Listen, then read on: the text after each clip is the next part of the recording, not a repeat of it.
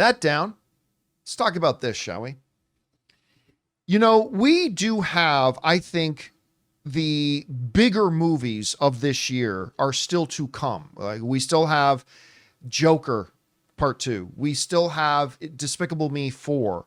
We have the next Inside Out. We have Deadpool and Wolverine. These are all films that I think are going to be very, very big.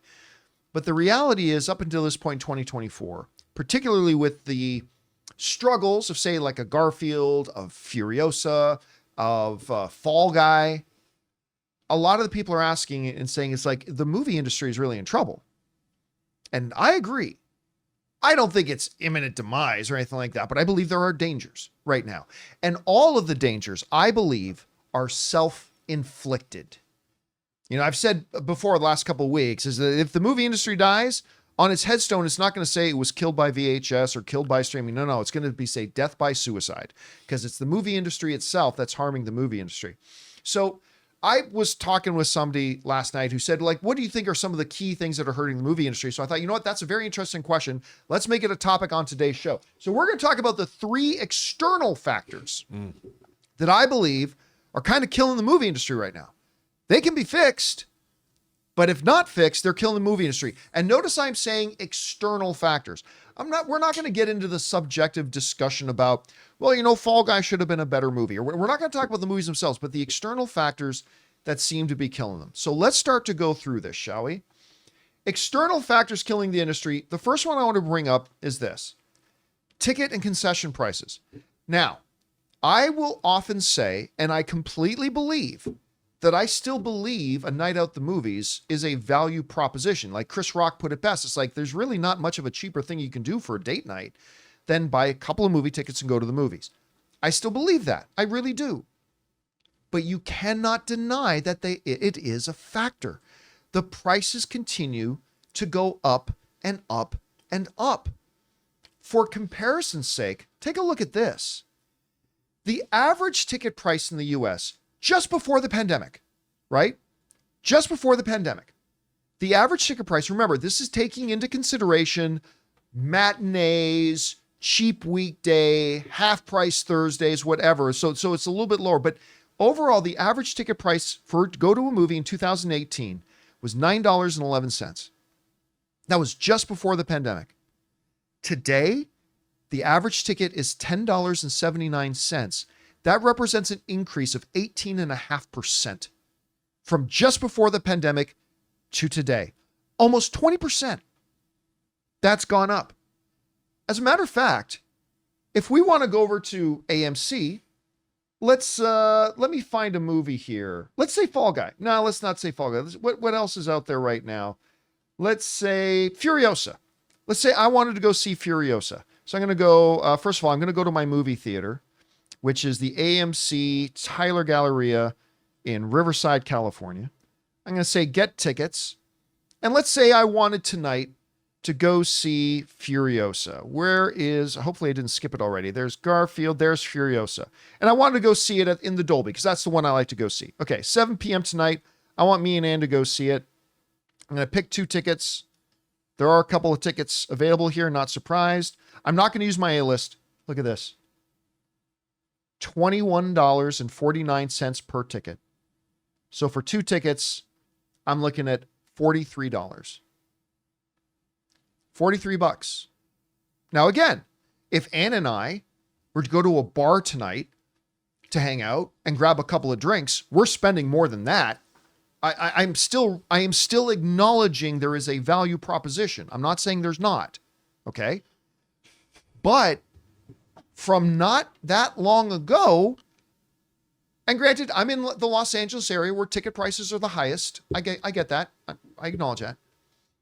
But this is significantly more expensive than just a couple of years ago for a couple of people to want to go to see a movie. On top of that, you have concession prices. Now, I acknowledge that concession prices, I'm going to go back to the main AMC website here. Concession prices is how movie theaters keep the lights on. I'm acknowledging that, right? Oh, do you have something you want to throw in there? Yeah, I want to say that I know you're going to laugh.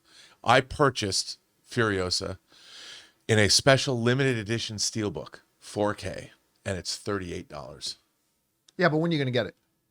Well, it's probably sooner rather than later because it's going to come out. But what I'm saying is, but less for the price, less for than the cost of 2 tickets. 2 tickets. I mean, it didn't used to be that way. Yeah, it used to be that way. And physical media now, I can own the movie for less than I can go see it in the theater. So that's what I was also going to point out. Is then why should I go to the theater? I've got a great home theater system. Well, we're gonna address that in just a second. Yeah, but still. So going on with the cost of going to theater, and again, I'm acknowledging the way movie theaters even keep the lights on is not the movie ticket prices, because most of that goes back to the studios. Where they keep their lights on is with concession stands. Again, at CinemaCon, a movie theater chain head said, "We are not in the movie business, we're in the candy business." That's essentially correct. That's how they keep the lights on. But take a look at this. If I wanted to order some food now at my AMC Tyler Galleria, and I'm going to say Ann and I are going tonight. And I'm going to say, we're going to split a popcorn. We're not going to get 2 popcorns. So if I go to a popcorn and just get a regular popcorn, say, make it a large. Okay, we'll add that to the order. And then let's say I want to get, Ann and I will each get our own drinks. We won't split a drink. We'll get our own drinks. And the AMC site is really slow. So we go over to this. We're going to get 2 large drinks. And then let's say we're going to order, we want some Reese's Pieces to go with that. A little bit of chocolatey sweetness to go along with the saltiness of the popcorn, right? So let me find the candy. There's is that under treats? I guess that's under treats. I think it's treats. So we're going to get, not ice cream, we're going to get candy. And I'm going to select an option. What do they got here? Okay, Reese's Pieces. There we go. We're going to order 1 Reese's Pieces. Add it to the thing. 1 popcorn, 2 sodas, and 1 bag of Reese's Pieces. $30.68. No wonder you're doing it all wrong. There's a combo section with those exact items. But I bet you the combo section wouldn't be much cheaper. Right. So here's the thing, and I want to put this economy. The other night, Ann and I went to a restaurant that's local to us here that we really like, and we split a 10-ounce steak with mashed potatoes and cream spinach. We each got a drink, and we also got a side order of some really delicious Brussels sprouts. I know that sounds weird, but the way they make them really delicious. It was $29 for a steak dinner with mashed potatoes, cream things, drinks, and a side. $29, $1 less than a popcorn 2 sodas. Also, just for comparison's sake and context, I went into Amazon. How much is a 24 case? A 24 case of Diet Pepsi. $23. $23. Now, I do and have always understood that theaters need to overcharge for concessions because that's how they keep their lights on. I get that. But it's gotten out of hand. The price gouging on it is just too high. Now, this is not just a movie theater problem. This is an industry-wide problem, and here's why. I've explained it before, but let me lay it out again. The more and more studios get their spending out of control and spend more and more and more money on these things, and I'm not trying to bash on Robert Downey Jr. I love Robert Downey Jr. Robert, I love you. You know that I do. But the more you agree to pay Robert Downey Jr. $20 million to be in a movie, the more and more movies cost. Studios got to get that money from somewhere. You know where they get it from? They get it from you. So the more and more money that they need to get back, the higher and higher our ticket prices get. So whenever we talk about like this soaring salaries or soaring production costs, I always get somebody who thinks they're smart writing and say, "John, why do you care? It's not your money." Yes, it fucking is. It's your money and it's my money. It's a systemic problem. It's a thing that the whole industry is causing. And so the higher and higher the ticket prices have to be and all that kind of stuff, and the bigger and bigger cut that the studios take of this ticket prices, it puts the movie theaters in a position that to keep their lights on, they got to charge us more and more for a box of popcorn. It's all connected. If I had the meme, the GIF ready for me of the dude in Pacific Rim showing all the things on the board about everything, that's what I put up right now. It's all connected, guys. And it drives the prices higher, and it's killing the movie industry. The higher and higher it gets, the worse and worse it'll get. Fewer people go. So instead of the movie industry saying, how can we get more people to come? The studio says, how can we gouge the people more who are still coming? And that is the thinking throughout our society now, everywhere. Oh, as a whole, for sure. And it's really unfortunate because there's only a finite amount of money that people have. Ultimately, the same problem is going to be systemically all throughout society that they're having with streaming as well. But again, it comes down to it presents them with an option. Do you, as fewer and fewer people go, do you say we need to implement strategies to get more people to come to the theater? Or to make up for the shortfall, do we find a way to take the people who are still coming and get more money out of them?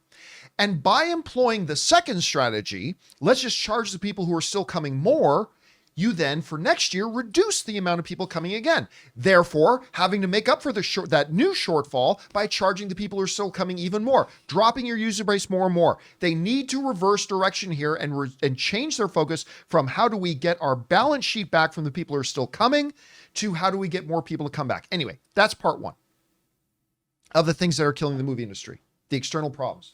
Taking concession prices, but again, that's not just a theater thing, that's a studio, that's a whole industry thing, and it's all connected, it's systemic.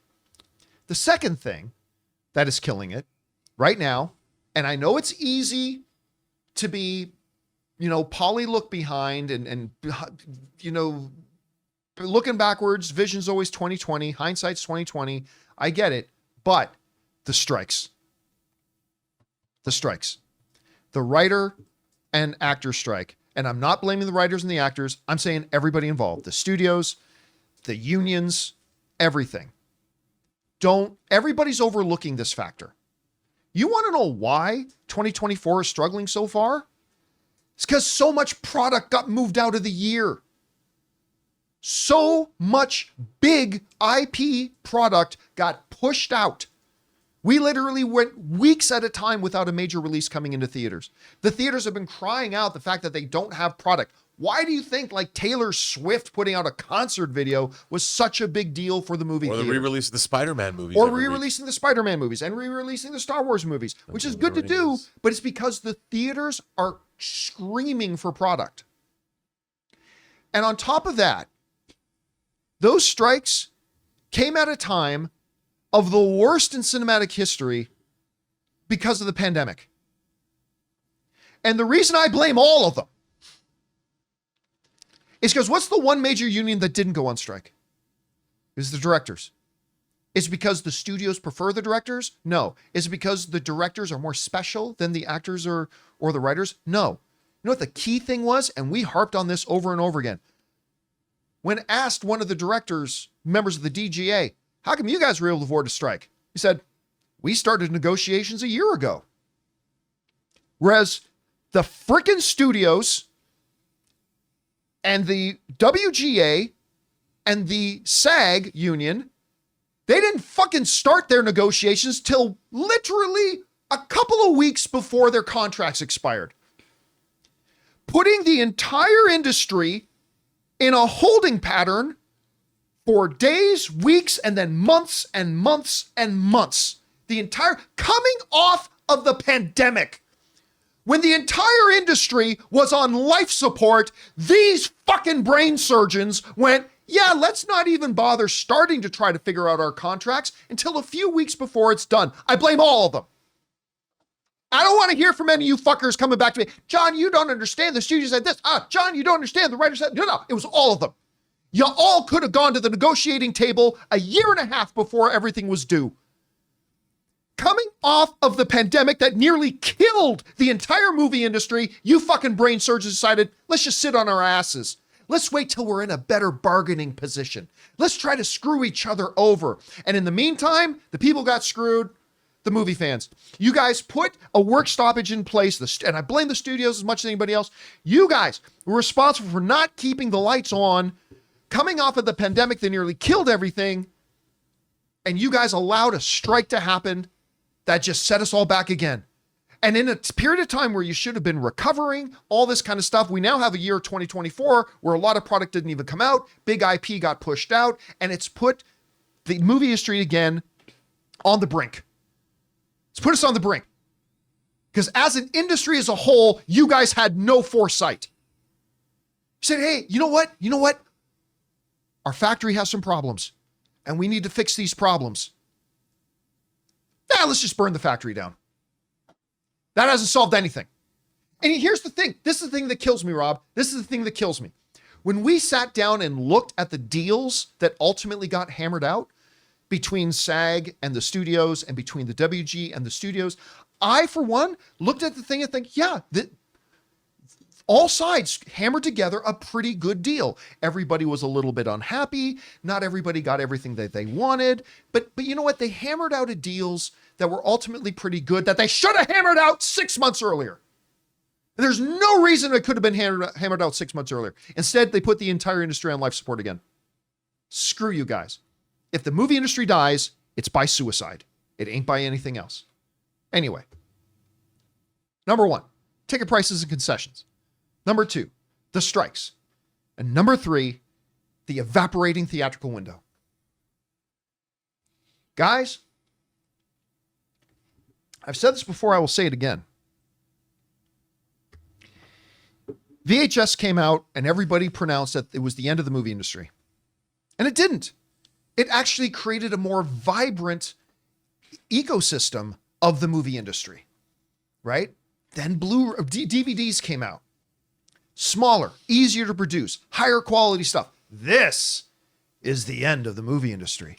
But it didn't. It actually did the opposite. It created a more vibrant, more thriving, a more diverse movie sphere that everybody could be in. You had now multiple lives for the movies. It's in theaters, the home video stuff is thriving, all that kind of stuff. Then came streaming, and everybody said, this is the death of the movie theaters. But it wasn't. Streaming started to come around, but we had, like 2018, 2019, some of the biggest years in box office history. 2019 alone had $9 billion films and all that kind of stuff. It just added to a more diverse and thriving movie system. That's what streaming did. But then came the pandemic. And hey, listen, no casting too much blame on anybody. Nobody knew how to deal with a pandemic. I mean, it's easy for us to sit here a couple of years later and say, you know what they should have done? I'm guilty of that. I am. But reality is a pandemic hit and nobody knew what to do. So everybody was trying different things. I don't blame anybody for anything. But some of the lessons that they've taken out. Fall Guy just went to home video 17 days after it debuted in theaters. Fall Guy debuted in home video 17 days, between 17 days and 3 weeks. That it came out on home video, that it came out in theaters. There's two main problems with this about why this is killing the movie industry. This shrinking, because it used to be, when I was a kid, when a movie would come out in theaters, you had to wait 6 months to a year for it to come out on home video. And you know what? And when it came out on home video, it was an event. It was awesome.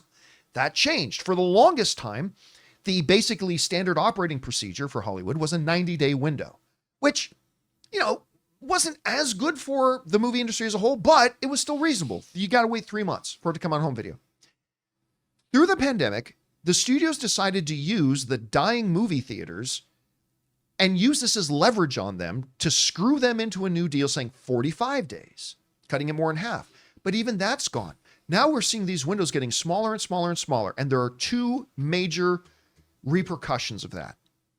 Repercussion number one is that they are training and conditioning the audience that you don't have to go to the movies.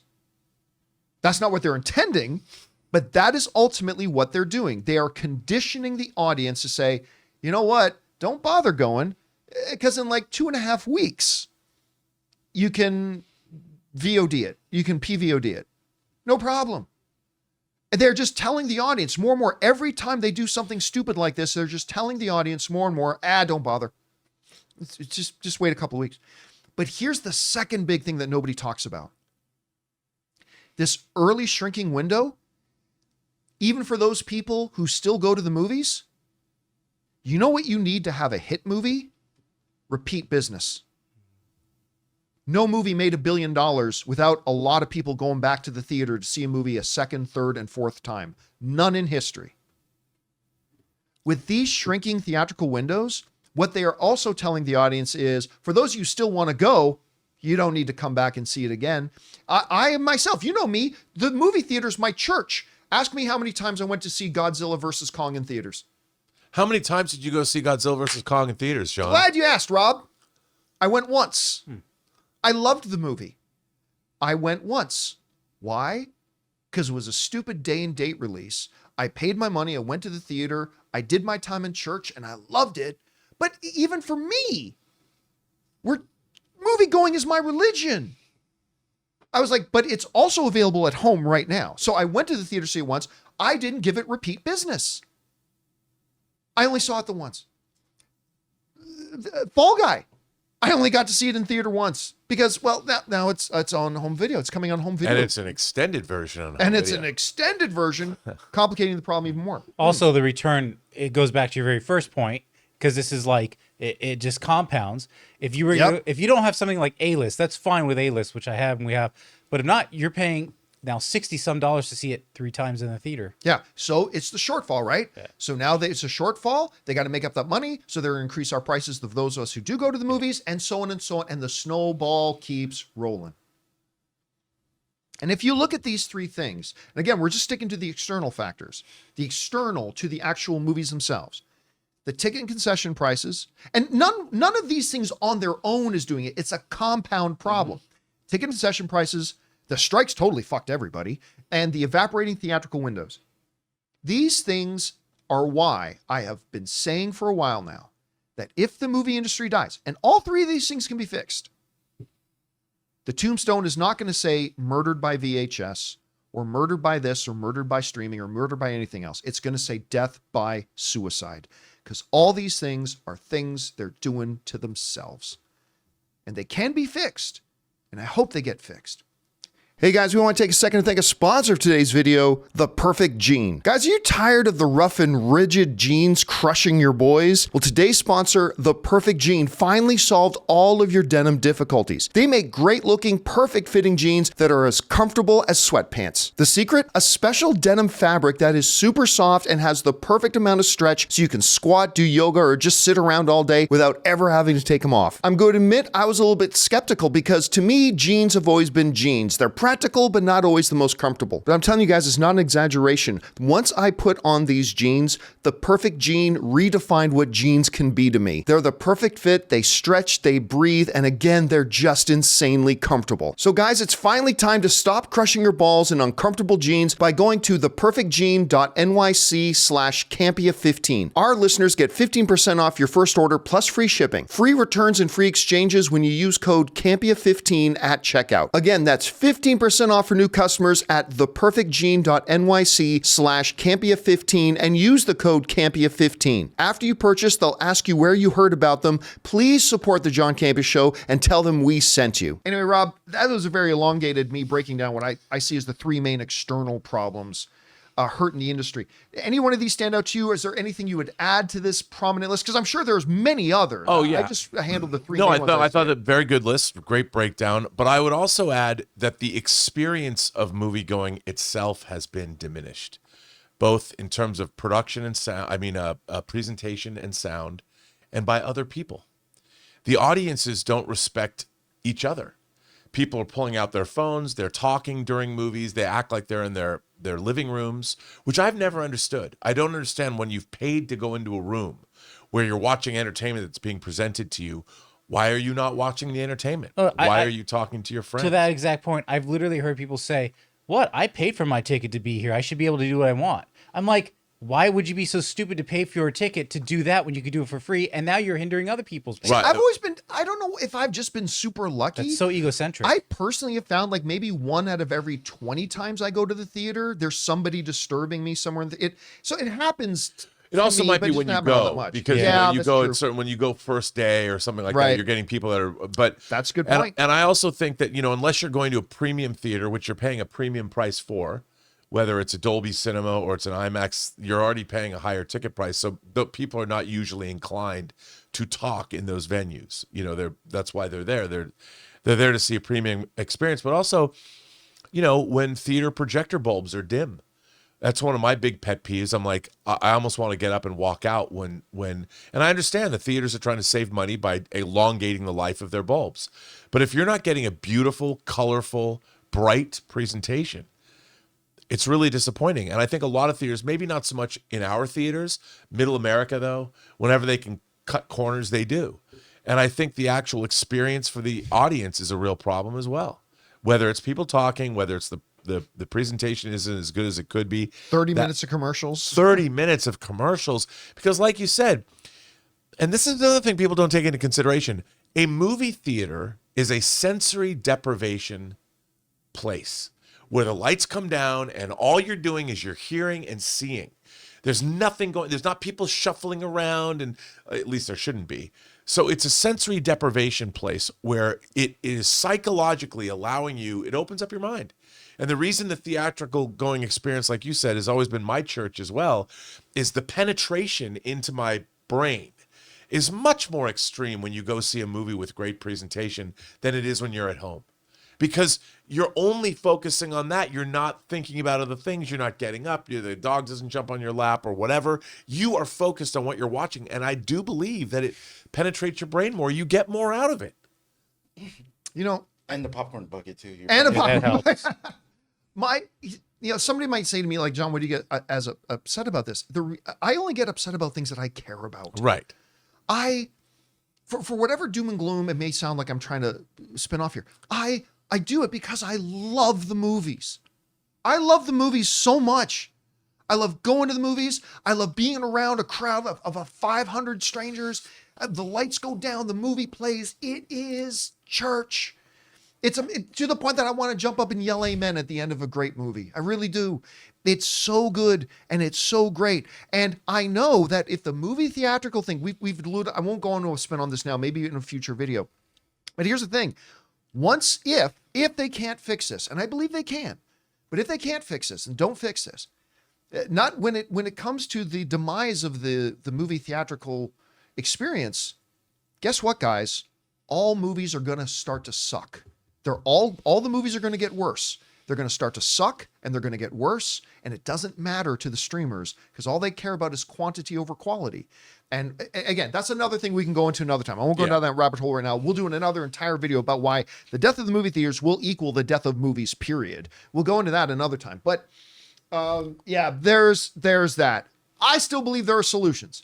I believe that some wise leaders can come along, recognize these things, and start to implement fixes to fix all this. I believe it can be done, but it's just going to take somebody with the testicular fortitude to do it.